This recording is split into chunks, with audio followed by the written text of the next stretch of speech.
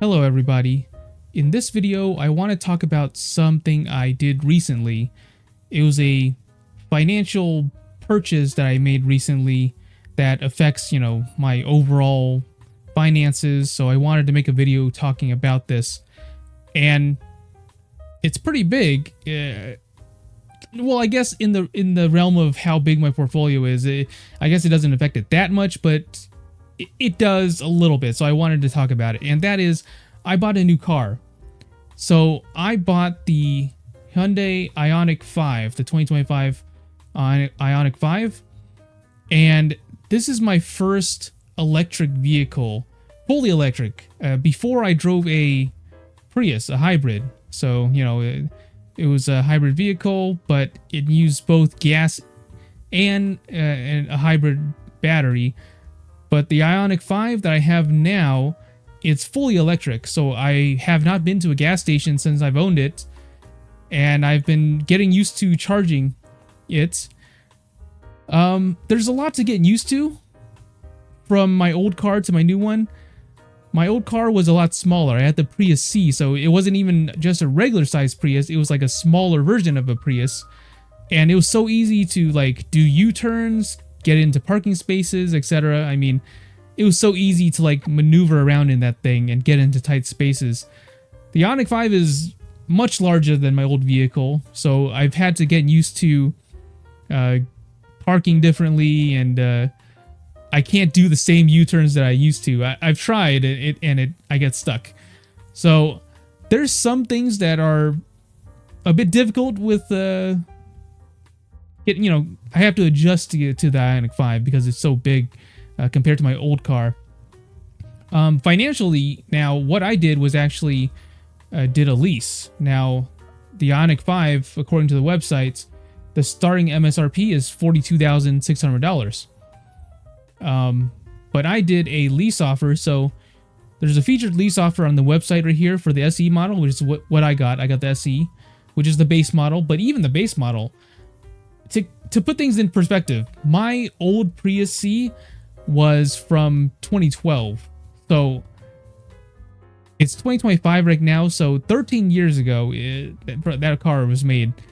And I'm going from that to something that was this year's model, 2025 Ioniq 5. So it was a huge jump. So a lot of things that I have now that I didn't have before, like a backup camera, and there's all sorts of signals and sounds and whatnot. And I finally have a cup holder that could hold my Stanley Cup. Before, my Prius C did not have a cup holder that could take my Stanley Cup because it was located right below the AC controls, so it wasn't tall enough. There wasn't enough space to put it in there. And then the Ioniq 5 has a much bigger capacity in the trunk. Overall, I mean, it's just much bigger space. Anyways, going back to my lease offer. So there is a lease offer here for the SE model, which is the base model, for $159 a month for 36 months with about $4,000 due at lease signing. And this does include a 7500 EV lease bonus.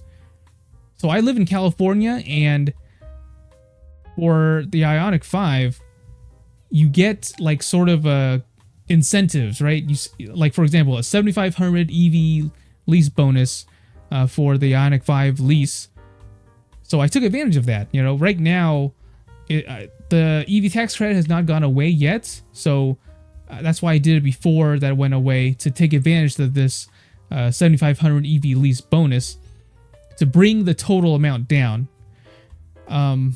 Now, the thing is, when I signed the offer in real life, you're not going to get the number you see here. I mean, at least for me, in my experience, I did not get $159 a month. What happened was I put $4,000 down, but I ended up paying $280 a month. So much higher than the $159 a month advertised here, but it is what it is. Now, this does affect my portfolio, right? Because I have $199,000 in my portfolio right now, But because I have to pay the down payment on my car, which is $4,000, I'm gonna need to take some money out of here to pay for that. And in addition to that, now I went from having no car payment per month to now I do have to pay $280 a month for the Ioniq 5 that I now have, the car that I now have. I have to pay close to $300 a month for it. And that $300 a month previously, that would have went to my portfolio, right? I could have taken that monthly payment and put it into my portfolio instead. But now, instead of more money going to my portfolio, now $300 a month will go towards my car payment instead. So it's things like this that are going to affect my portfolio in terms of how much I have to take out immediately to take care of the down payment, as well as how much I can contribute to my portfolio on a monthly basis moving forward. I did get the 36-month lease, so for the next 3 years, it's going to be like this. And then I'll decide at the end of my lease whether I actually want to keep the car or not. But we'll see. Maybe I'll fall in love with it and end up keeping it. Or maybe I'll just return the car back and then get a new one. I don't know. But the reason why I even got a new car in the first place is because my old car died. So I was on my way somewhere, and then all of a sudden I get a warning message saying to pull over and that check the hybrid battery, right? So I got it towed to a Toyota dealership, and they told me that there were all sorts of things wrong with it.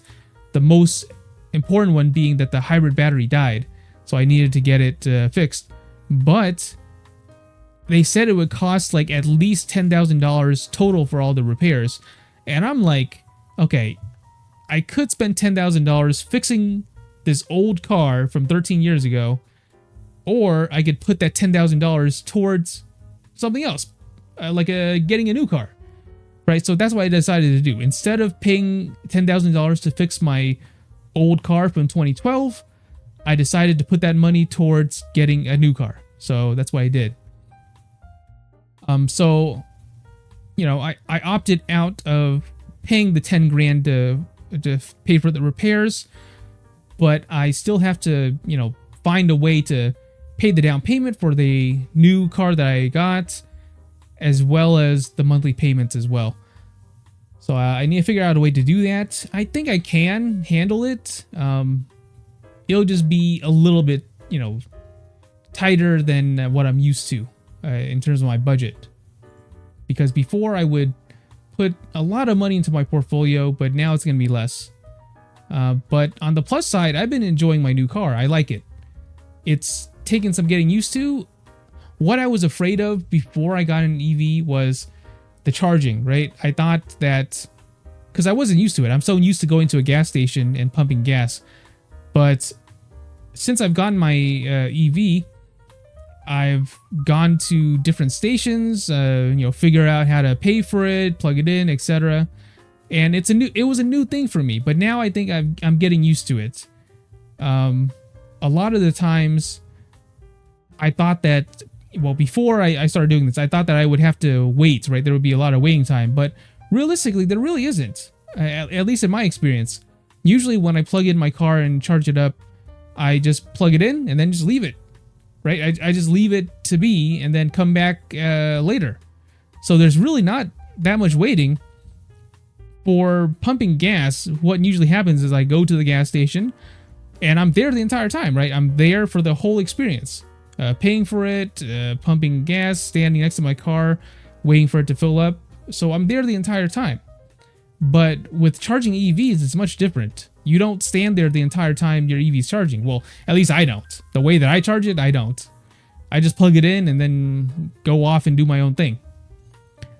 So a lot of new things to get used to. But overall, I've been enjoying the experience. I've been enjoying my new car.